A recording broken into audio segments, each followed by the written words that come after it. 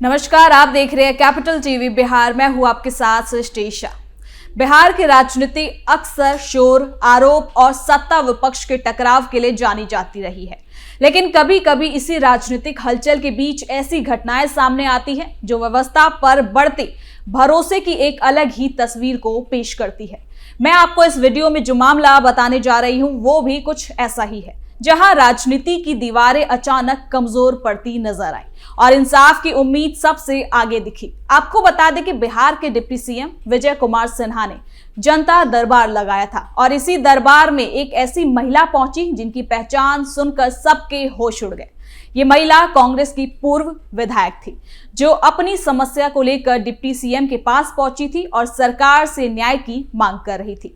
जनता दरबार में उनका पहुंचना कई सवाल और ये भी बताता है कि विपक्ष भी सरकार की कार्यशैली और न्यायिक प्रक्रिया पर भरोसा कर रही है। तो चलिए इस वीडियो में पूरी खबर को जरा विस्तार से जानते हैं।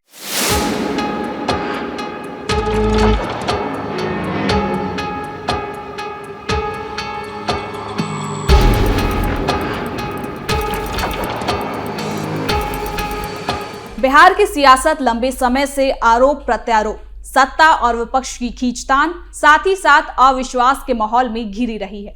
ऐसे में जब इसी राजनीतिक हलचल के बीच कोई घटना ये दिखाए कि शासन व्यवस्था पर भरोसा मजबूत हो रहा है, तो महज एक खबर नहीं रहती, बल्कि लोकतंत्र की सेहत पर भरोसा जगाने वाली मिसाल बन जाती है। हाल में सामने आया एक मामला इसी बदले हुए राजनीतिक संकेत की ओर इशारा करता है, जहां कांग्रेस की एक पूर्व विधायक अपनी व्यक्तिगत परेशानी को लेकर सीधे सरकार के जनता दरबार में पहुंची और न्याय की आस जताई। आपको बता दें कि ये मामला साधारण जमीन या मकान विवाद से कहीं आगे बताता है।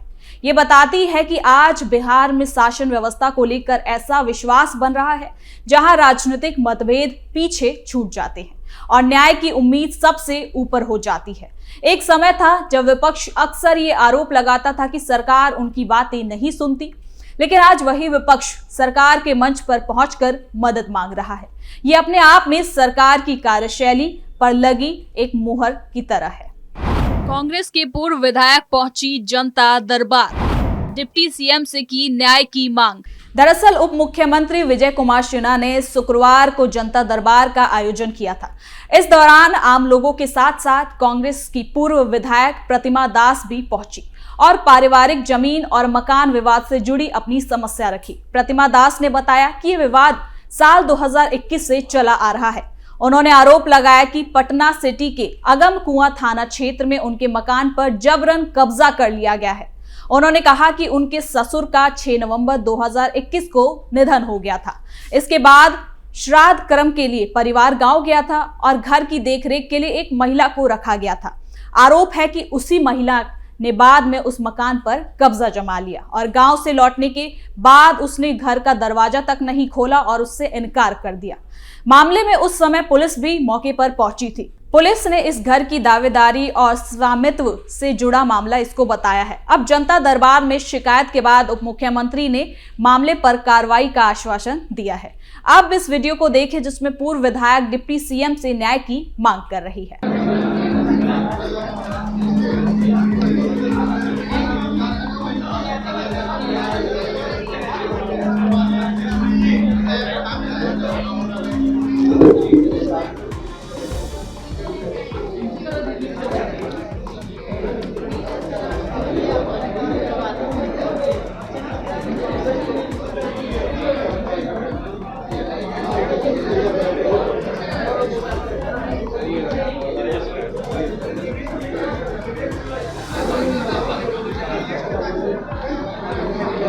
पार्टनर जो एक थे, एक आदमी जमीन लेकर एक आदमी ये पैसा लिए हैं। सुबोध कुमार झा अभी हमारे जमीन, जी हाँ, सुबोध कुमार झा भी हमारे जमीन पे कब्जा किए हुए। तो आपसे यही आग्रह है सर कि इसका जांच करा करके थोड़ा सा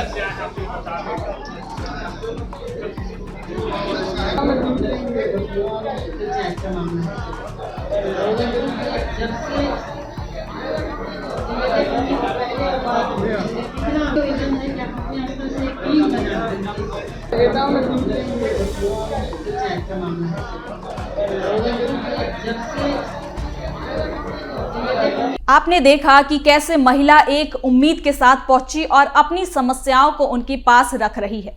जब उप मुख्यमंत्री खुद लोगों की शिकायतें सुनते हैं, अधिकारियों को निर्देश देते हैं और मामलों की प्रगति पर नजर रखते हैं, तो ये संदेश साफ हो जाता है कि सरकार केवल सत्ता चलाने तक सीमित नहीं है, बल्कि सेवा को अपना मूल मंत्र मान रही है।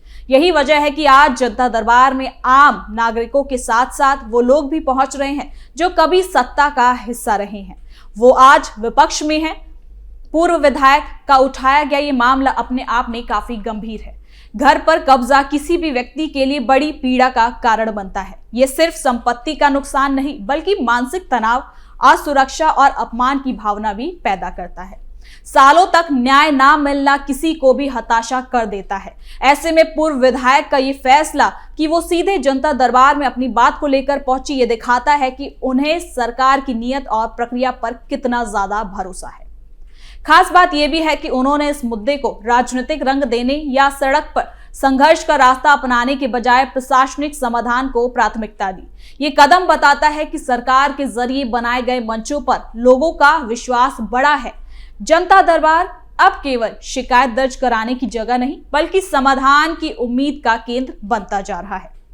लेकिन एक सवाल इस मामले के बाद ये उठ रहा है कि क्या ये मदद उन्होंने अपने पार्टी से आखिर क्यों नहीं मांगी, और या फिर मांगी तो उनकी मदद नहीं की गई।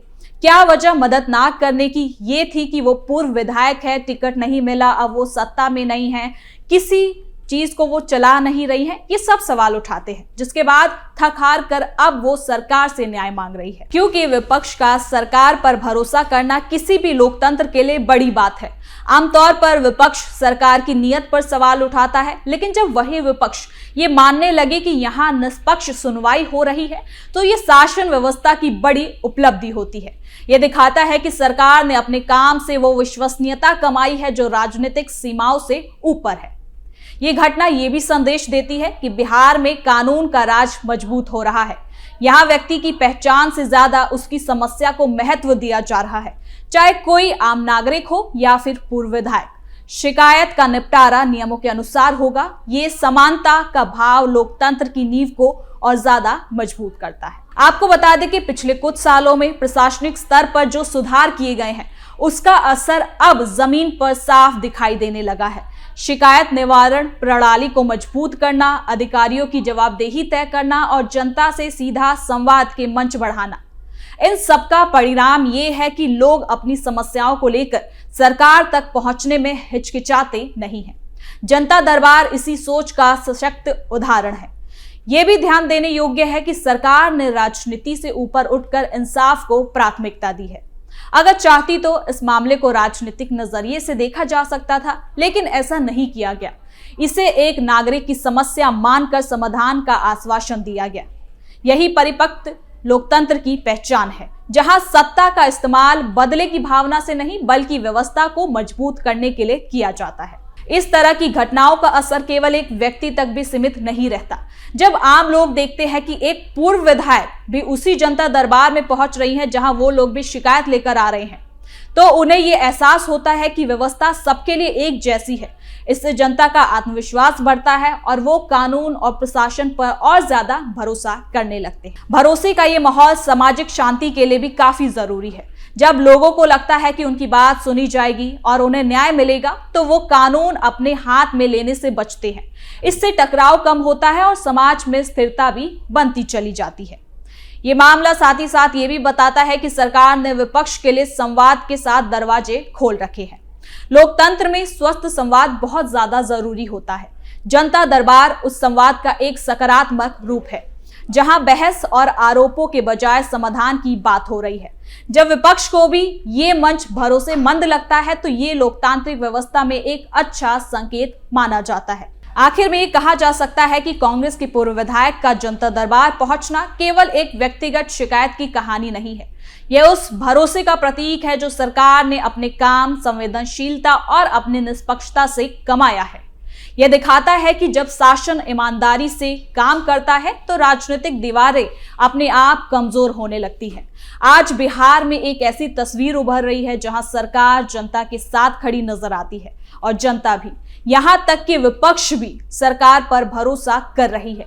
यही सुशासन की असली पहचान है और यही लोकतंत्र की सबसे बड़ी ताकत भी है। तो फिलहाल के लिए इस खबर में इतना ही। देखते रहिए कैपिटल टीवी बिहार।